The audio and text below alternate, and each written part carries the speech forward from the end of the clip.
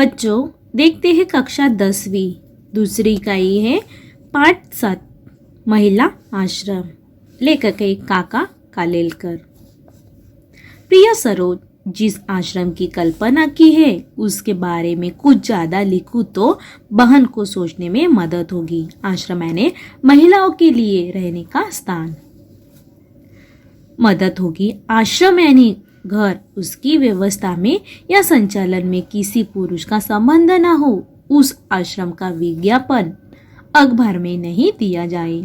उसके लिए पैसे तो सहज मिलेंगे, लेकिन कहीं मांगने नहीं जाना है। जो महिला आएगी वह अपने खाने पीने की तथा कपड़े लत्ते की व्यवस्था करके ही आए। यदि गरीब है तो उसकी सिफारिश यानी किसी के पक्ष में किसी दूसरे से कुछ कहना।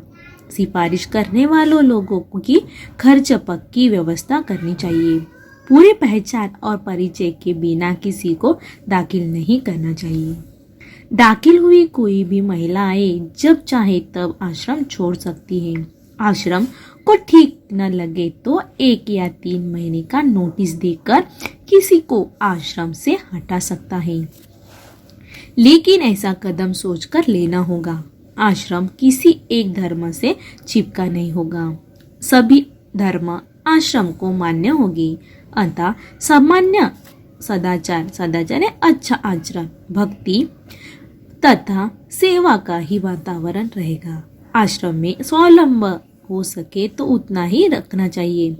सादगी का आग्रह होना चाहिए यानी अनुरोध होना चाहिए। आरंभ में पढ़ाई या उद्योग की व्यवस्था भले ना हो सके, लेकिन आगे चलकर उपयोगी उद्योग सिखाए जाए, पढ़ाई भी आसान हो। आश्रम शिक्षा संस्था नहीं होगी, लेकिन कलह और कूटने यानी खींच से मुक्त वातावरण जहाँ हो ऐसा मानवतापूर्ण आश्रम स्थान होगा, जहाँ परेशान महिलाएं बिना किसी संकोच अपने खर्च से कर सके और अपने जीवन का सदुपयोग यानी सही उपयोग पवित्र सेवा में कर सके।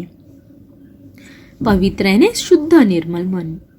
ऐसा आसान आदर्श रखा हो और व्यवस्था पर सीमित का झंझट न हो तो बहन सुंदर तरीके से चला सके, ऐसा एक बड़ा काम होगा। उनके ऊपर ऐसा बोझ नहीं आएगा जिससे कि ही उन्हें परेशानी हो। संस्था चलाने का भार यानी जिम्मेदारी आने वाली बहनें का उठा सकेगी, क्योंकि उनमें कई तो कुशल होगी। बहन उनको संगीत की, भक्ति की तथा प्रेम युक्त सलाह की खुराक दे। आगे चलकर संस्था की जमीन पर छोटे छोटे मकान बनाए जाए और उसमें संस्था के नियम के अधीन यानी अंतर्गत रहकर आने वाली महिलाएं 2-2, 4-4 का परिवार चलाएंगी। ऐसी संस्थाएं मैंने देखी हैं, इसलिए जो बिल्कुल संभव है बहुत ही उपयोगी है। ऐसा ही काम मैंने सूचित किया है। इतने वर्ष के बहन के परिचय के बाद उनकी शक्ति, कुशलता और उनकी मर्यादा का ख्याल मुझे है। मर्यादा यानी सीमा क्षमता का ख्याल मुझे है। प्रत्यक्ष कोई हिस्सा मेरी सलाह और सहारा तो रहेगा। आगे जाकर बहन को लगेगा कि उनको तो निमित्त मात्र होना था। संस्था अपने आप चलेगी। समाज में ऐसी संस्था की अत्यंत आवश्यकता है। उस आवश्यकता में से ही उनका जन्म होगा। मुझे इतना विश्वास न होता तो बहन के लिए ऐसा कुछ मैं सूचित नहीं कर सकता। तुम दोनों इस सूचना का प्रार्थना पूर्वक विचार करना, लेकिन जल्दी में कुछ तय न करके यथा समय मुझे उत्तर देना।